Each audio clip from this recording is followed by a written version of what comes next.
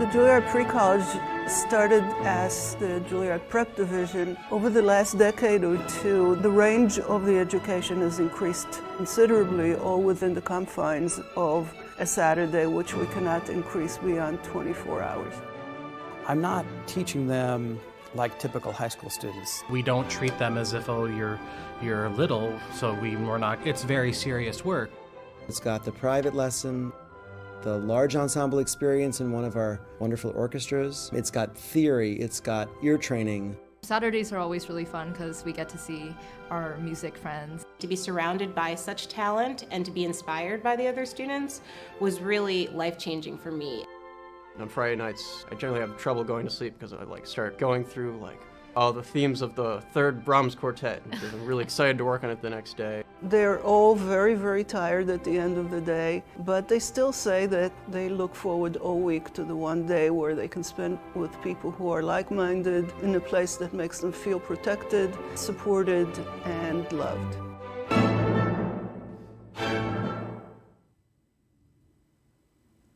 Hi everyone, and welcome back to the competition studio at the International Paderewski Piano Competition. You've just been hearing Veda Kaplinsky introduce the Juilliard Pre-College as it celebrates 100 years, which I think was a couple of years ago now. And I'm delighted that Veda has joined us here in the studio today to talk about her career as a professor and a judge of many international piano competitions. Welcome, Veda Kaplinsky. Thank you. Thank you so much for being here. Veda, the last remark you made in that video about the pre-college is quite interesting because I wanted to talk today about what goes on before the students become competitors and what it's like to train extremely gifted young people.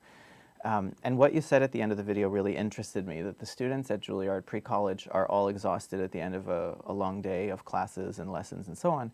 But they are spending time in a place that makes them feel protected and supported and loved. So has that been your vision for the pre-college ever since you started as artistic director?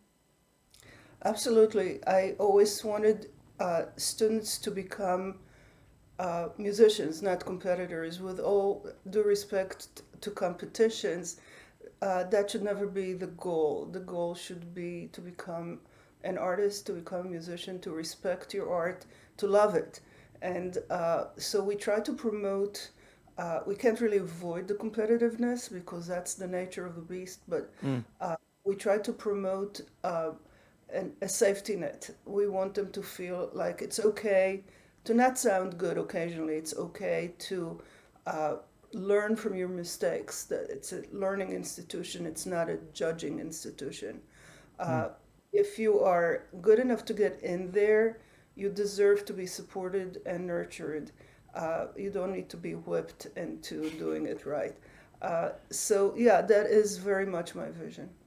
And when you say you don't need to be whipped in order to get it right, of course you're talking about the sort of folkloristic old days of teaching when teachers were brutal to their students and constantly put them on the stage and put high levels of pressure on their students. That's right. Things have changed a lot in that respect. And the students know it, and they expect to be treated with respect, and they no longer tolerate any kind of verbal abuse from teachers. They complain about it, they're hurt by it, they're actually, they learn to expect to be respected, which is fine. I think that culture has already done its damage, and there's no longer a need to perpetuate it. I mean, I've been in so many lessons with you, I don't think I've ever felt nervous about anything other than the quality that I was producing and hoping to get it right, because you don't exert pressure in that very negative sense on your students. Well, I don't see any reason to exert pressure.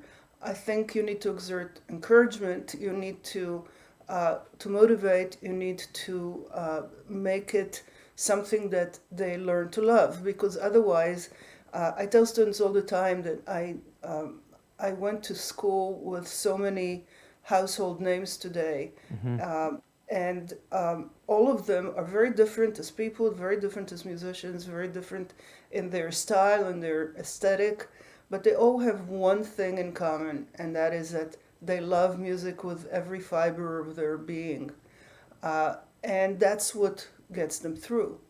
If you really love what you do, if you really are motivated to become the best you can be and to be the best artist you can be, then you can withstand failing in competitions. Right. Because you know that it's a learning experience, and you learn from it. You figure out not who is to blame, but what can you do better next time, and you do it. And this is how they succeed. But without that intrinsic love for what they do and for the music itself, it can't happen. I remember once in a competition in New York, I didn't pass to the finals, I believe, and I texted you, I didn't make it, and I feel pretty bad about that. And you said, but it's a great learning experience, and at least you went to the competition. And I felt that was, it's not that I expected you to say it or it was predictable, but I thought that actually does make sense. And now I'm looking back on it, I don't regret going just because I didn't pass. That's right. Anytime you have a chance to get up in front of people, it's a learning experience, and it's something that's going to make you better the next time. And one thing about competitions today, compared to competitions decades ago, is that they try to emulate the concert experience. They no longer make cuts. They no longer tell you, okay, after 15 minutes we're going to stop you. I even remember this, yeah. There used to be bells that, right. Even in the Clyburn, they used to ring a bell when they wanted you to stop. And that kind of demeaning and very, very upsetting experience is no longer the case. So at least every competition gives you time limits, but within that time limit, you can do what you want and can really make an artistic statement.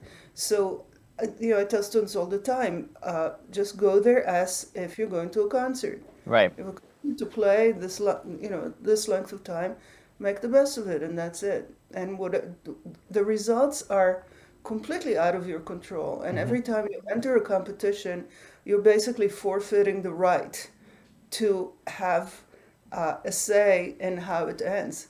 It's not in your control. So, treat it as something that you can't control, and therefore you're not going to worry about it. The only thing you can control is how well you play. So make sure you're ready, you play your best, and that's all you can do. And of course, you're speaking from a tremendous amount of experience judging at many international piano competitions. And a question I received before this interview that I'd like to ask you, why do you do so many competition juries? You teach, you're so busy with Juilliard, and then you judge all over the world. So what's the motivation? Well, my main motivation is to learn.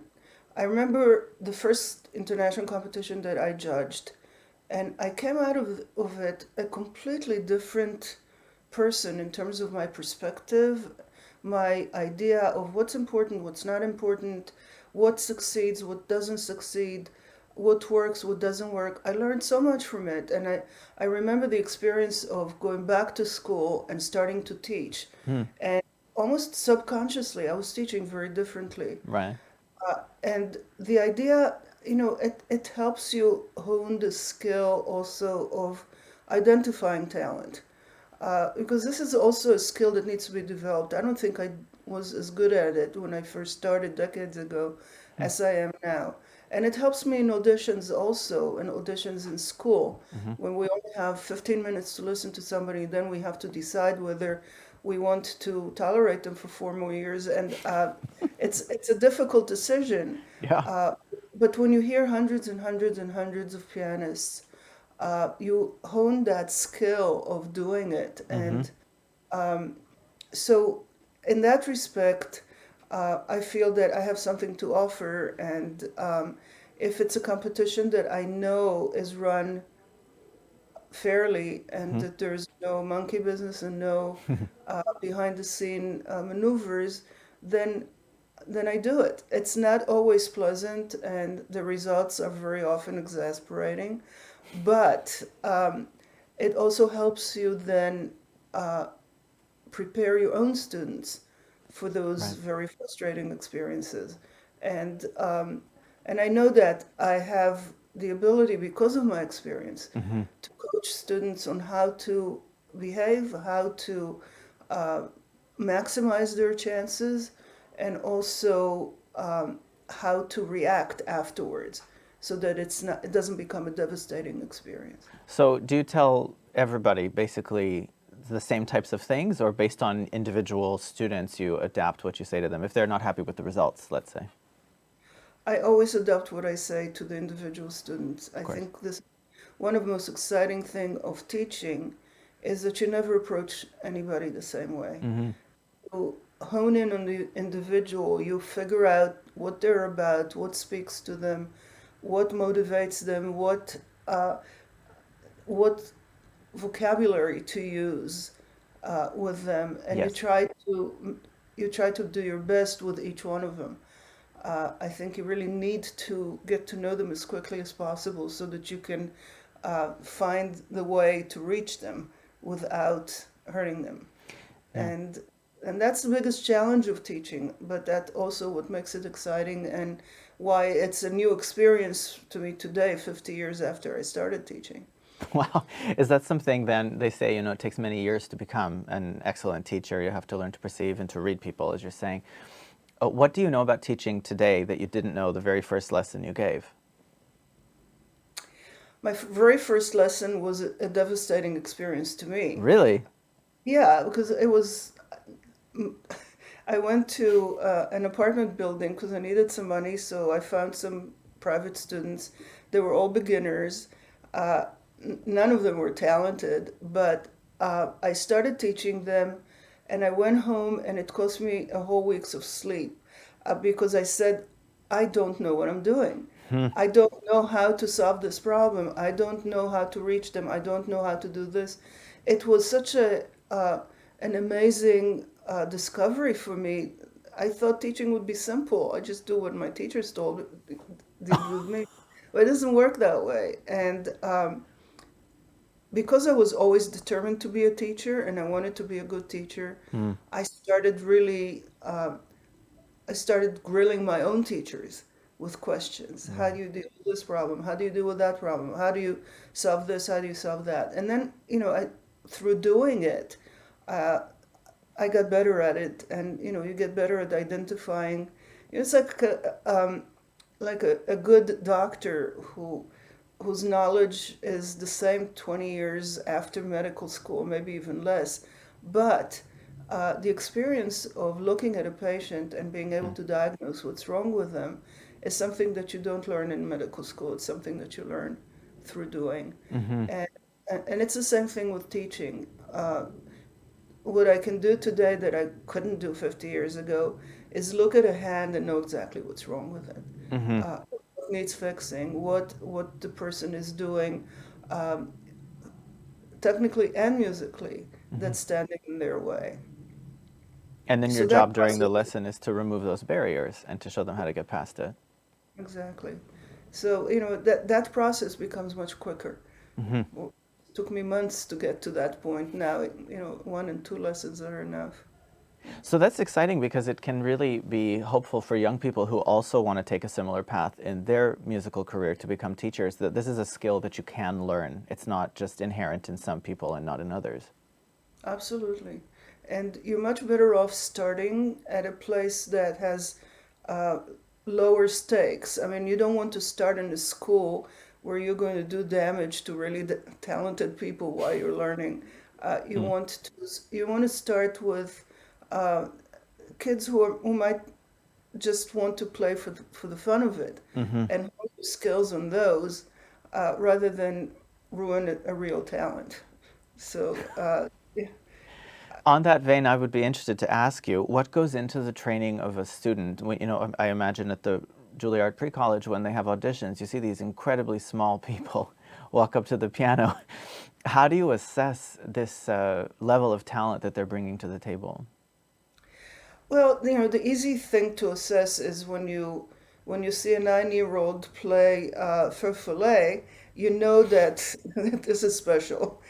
But we've gotten so jaded, I guess, because there's so many of those young kids today. When I started teaching, if you found a prodigy, you felt, lucky, once in a lifetime. Yeah. Now it's once a day, and they all come in playing amazingly well.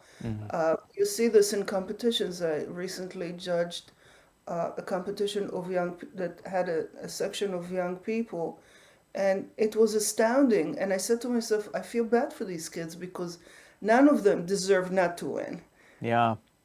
And yet they're going to be 9 or 10 or 11 playing better than anything I've heard in years. And they're going to be told, sorry, not good enough. So in that respect, it's a little sad. But what we've started looking for, we stopped getting too impressed with that kind of physical ability at a very young age, which doesn't then develop into anything. And we start looking for signs of musicianship. We start looking for sensitivity. Somebody can win us over with a phrase of a Chopin nocturne more than with a Liszt etude. Because we see something that can be nurtured. The physical aspect of it can be developed later, so just because they can do it at age 10 doesn't mean they're going to be outstanding when they're 20. Right. They only will be if there is something inside, if there's a soul, if there is a musical being and the kind of imaginative thinking. And that you can find at age 10 also. It's amazing to find that sometimes at age 8 or 7. Yeah. It's the ability to turn a phrase, the ability to voice well. That's not just a result of practicing, that's a result of something inside. And when somebody like that begins, when they're coming into your class, they've requested you and you want to teach them, what's the ingredients of the first, let's say, 6 months of training a student like that they really connect with music, but probably they have a lot of technical skills and repertoire they need to build. So can you tell us a bit about how you teach? I can't tell you how I teach because I don't know how I teach until the student sits at the piano and starts playing. Right. I don't come into the room with a prescribed idea that in the next 2 months he's going to have to do this. And I find that with these kids, if you put barriers or ceilings, you're going to squash them. You let them create their own ceilings. So you go with their pace and you go with their needs. Whether, some of them come in at age 10 with a remarkably large repertoire, so you try to vary it. You try to plug in holes. You try to hone in on their weaknesses so that you can really help them overcome those. But I find that the most successful way, if I can generalize it at all, to look at a student is to find out exactly what their weaknesses are and to assign them 2 types of pieces. Ones that will make them sound good and one that is good for them. In other words, one that's going to really develop their or deal with their weaknesses, and one that's going to satisfy them and make them feel like they're doing something fun. And if you can find that balance, then it works really well. I know that you're working with highly motivated students, so it probably isn't an issue what most teachers deal with in terms of having to motivate kids to practice and to really follow up that, right? But generally speaking, there's a lot more technology in the hands of young people today than there was certainly when I was a kid. So how do you work with students on things like practice habits and encouraging them to, turn off the phone and really focus? Well, I tell them if they come in with lofty ideas of where they're going to end up, I give them the very rough picture right away and tell them exactly what it's going to be like. If they're after applause, they're going to be happy for maybe 1 hour of the year, because if they're able to accumulate 1 hour worth of applause in a year, they're doing well. But that 1 hour is going to entail 5, 6, 7 hours a day of really hard work. Otherwise, the applause is not going to be there. And it may be there when they're young. They can always enter competitions and get to play. But winning, and even winning is not enough, because when you win, you have to prove that you deserve the prize. So every concert, the rule of thumb is you're only as good as the last concert you played. Right. No matter what, you have to keep this up. And that requires a tremendous amount of diligence and discipline and self-control. And if they can't develop that at a very young age, it's never going to happen. So that's something I make it very clear to them. I feel that music should not be taught the same way to people who just want to play for fun, want to be able to maybe play some chamber music as an avocation, or people who want a career in music. Yeah. And those need to be treated very differently. Yeah. If I were teaching young kids today, I would identify the talented ones that are motivated by themselves, because motivation is something that also has to come from the inside, and treat them as young professionals. But the others, I would concentrate on making music lovers out of them. Not insist on every tiny detail being there, but making it fun for them, making it something that they enjoy doing. Because if we can train concert goers, we're doing really well. Yeah, I agree with you completely. This is just as important. So Absolutely support. Because if young people who want to be concert pianists don't have an audience, then they have a problem. One of the things, I got another question I want to ask you about teaching at Juilliard. So it's the end of a day. You've been there since the early morning, teaching all day. I mean, I know very well how many hours you put in every day and how constant it is. How do you feel at the end of a hard day's work? Not tired, surprisingly. I find that, after 50 years of teaching, I should be tired at the end of the day. But I find that the young people that I teach today, I'm so fortunate to be in their midst, because they keep me young. They keep my juices going. They keep me constantly energized, because I see this amazing talent in front of me and I feel, oh my God, I have the opportunity to help this person, to nurture them, to build their personality and their musical being. That is such a privilege. So that in itself is incredibly energizing. I only feel tired when there are problems, some of these kids go through very tough problems. They're very sensitive people. They sometimes come from backgrounds that are not particularly supportive. And sometimes those problems really wear you down, but the teaching itself is exhilarating. Did you know when you accepted the offer to teach at Juilliard that you would continue? And now it's been almost 30 years you've been teaching there. Did you know you would continue that long and be this energized? I thought the school would eat me up alive in a year or two, and I'd be going back to where I came from. Yeah, it was a different school, right, when you came to teach there? It's a very different school. I was fortunate enough, not just with wonderful students, but with an amazing administration. An administration that was so focused on getting the school better and put a lot of trust in me, so I was able to change things for the better and to do. I was so surprised by the difference in the school from the time I was a student and the time I was a student in the 60s and 70s, and I came back in the 90s, and I was so surprised by the difference. And I said to myself, oh, there's hope. So that energized me also to really make the changes I wanted to make. And so now it happens to be a place that most of the pianists are very happy. The faculty is very collegial and gets along with everybody, and it's a very pleasant place to be. Yeah. It wasn't when I was a student. So that's wonderful. It means you've had definitely a positive effect on the school, and it's also had a positive effect on you. Absolutely. The school, getting that offer, which surprised the daylights out of me, but getting that offer to teach, which I thought would last about a year or two, was the greatest gift I ever got, because it was an opportunity to work with the best people, the best administration, and the best facilities in the epicenter of the music world. What else can one hope for? Yeah.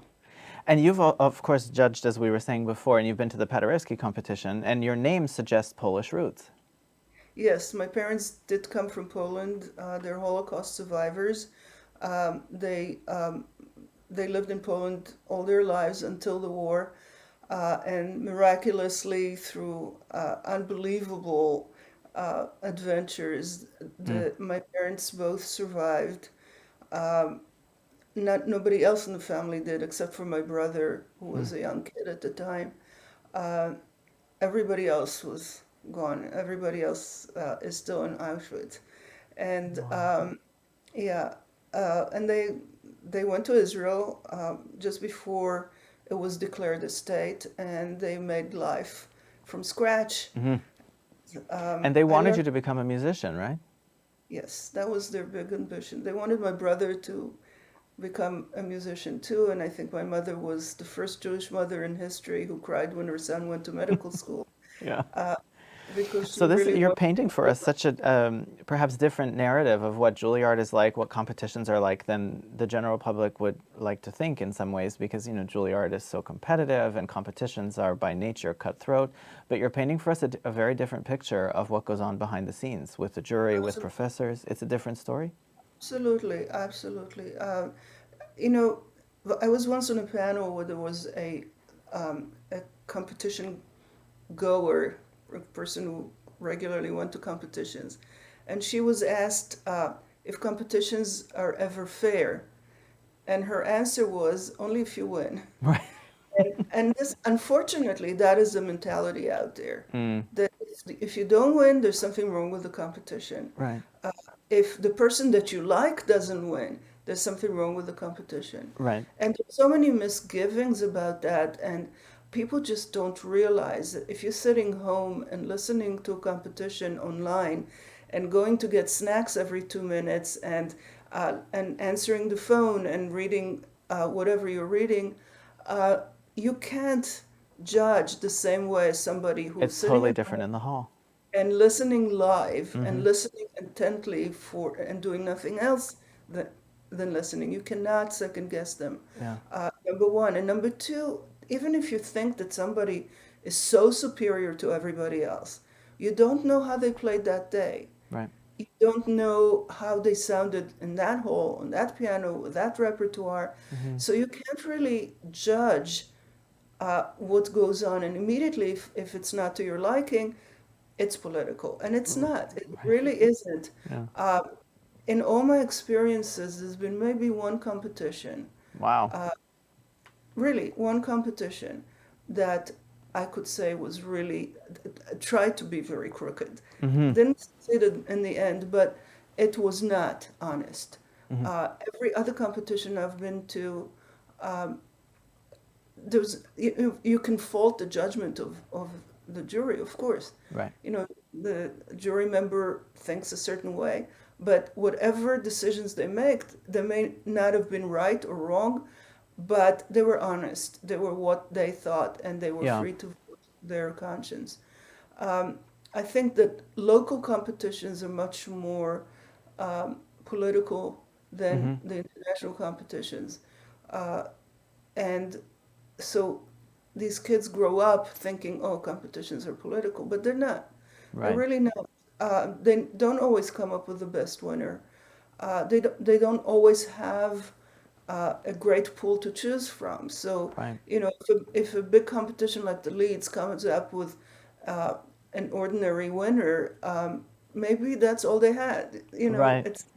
It's not the best person in the world. It's the And best people person. play differently stage to stage. They played wonderfully in the first stage, and the second stage may be different, and by the third stage they may be getting tired, and the final, who knows, right? It's an exhausting process. And then there are people who start. They don't think they're going to get to the second round, so they put all their energy into the first round and they play great. And then the second round they fall apart, and everybody said, "What was the jury thinking?" Right. The Exactly. jury Yeah. was responding to the first round, not to the second one. It's very interesting to hear your thoughts on this, because you've done it so many times and there is so much buzz around competitions, and at least we're grateful for that level of attention that classical musicians get around the time of major competitions like Paderewski, because it gets people interested in music. Veda, I know you're an incredibly busy teacher and probably you have to get to work now, so we're going to say thank you so much for being with us at the competition studio. Thank you for inviting me, and I wish the competition best of luck. Thank you. Okay, thank you Thanks very everyone much. for joining us here today. We've had Veda Kaplinsky in the competition studio, and I'll see you tomorrow as we wrap up the second stage with 2 jury members and hopefully a couple of competitors to comment on their performances. We'll see you then, same time, same place. Okay, bye. Okay.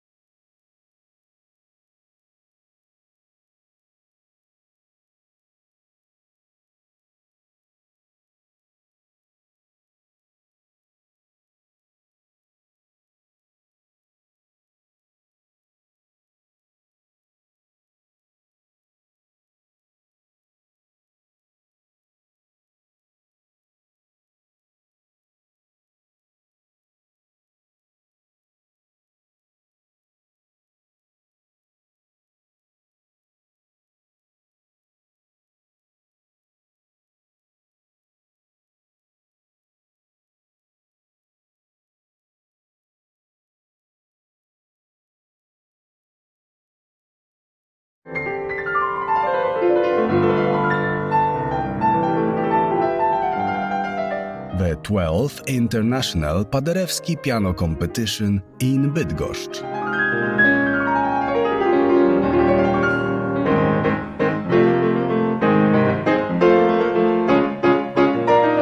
Live broadcast at www.paderewskicompetition.pl.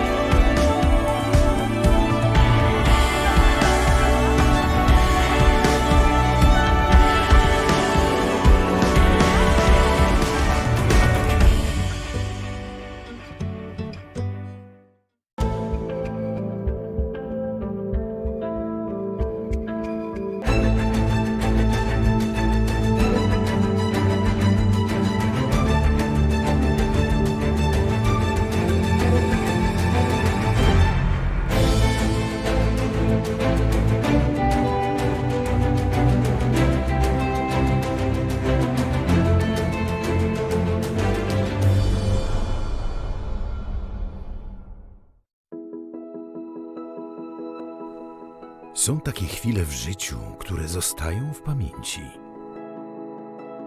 Gdy dźwięki otaczają nas z każdej strony, muzyka przytula. Too far gone to stay, said it anyway. Now these words forever free. Najważniejsze, by ten czas spędzać z kimś, kogo kochamy, lubimy, szanujemy, w miejscu, które jest dla nas czymś ważnym, do którego zawsze chcemy wracać. I hold on to you. Do you hold on to me? Try to give a little love to you, just enough to see us through. Now you're lost and broken. Though the world keeps spinning round, I keep one foot on the ground. Now you're lost and broken. Filharmonia Pomorska. Daj się przytulić muzyce.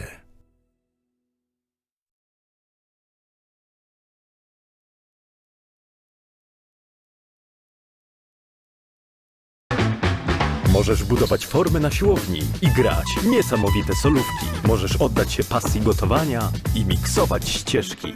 Możesz pielęgnować swoje rośliny i dyrygować chórem.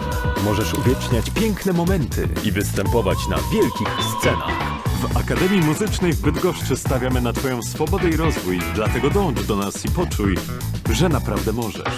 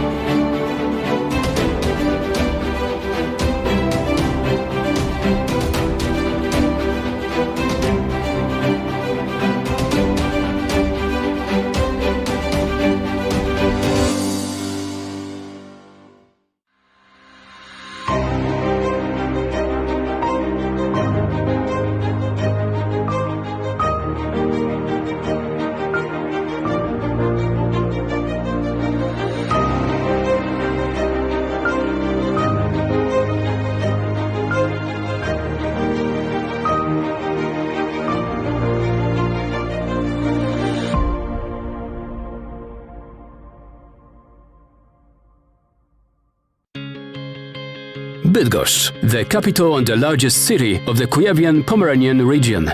It is a city of two rivers, the Vistula, the Duda, and the historic Bydgoszcz Canal. Picturesquely located between forests, it was associated with water from the very beginning.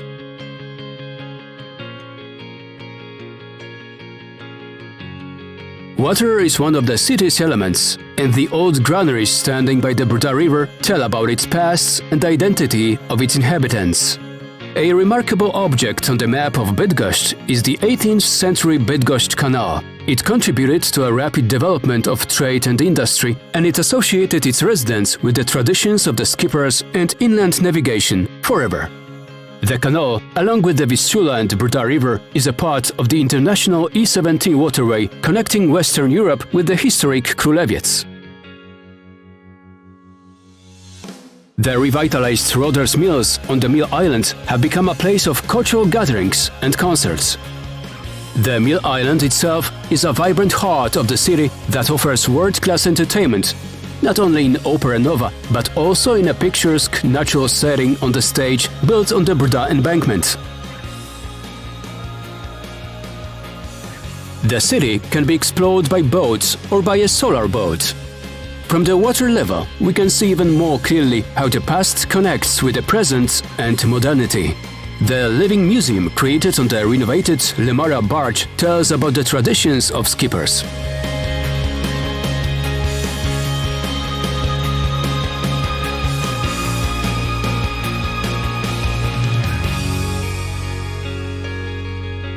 From the marina of Bydgoszcz, we can set out in a canoe on a river journey around the city. The monuments of hydraulic engineering can be visited from the picturesque bicycle paths. And in the evening, you can rest in one of the multiple restaurants located by the Młynówka River.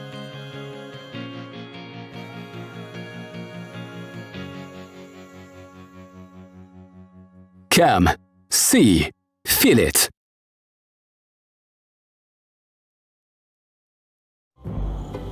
Dzień za dniem, noc za nocą.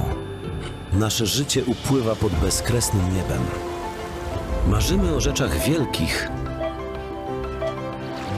ale życzymy sobie rzeczy prostych. Myślami wybiegamy do przodu, ale jesteśmy świadomi, że życie toczy się tu i teraz.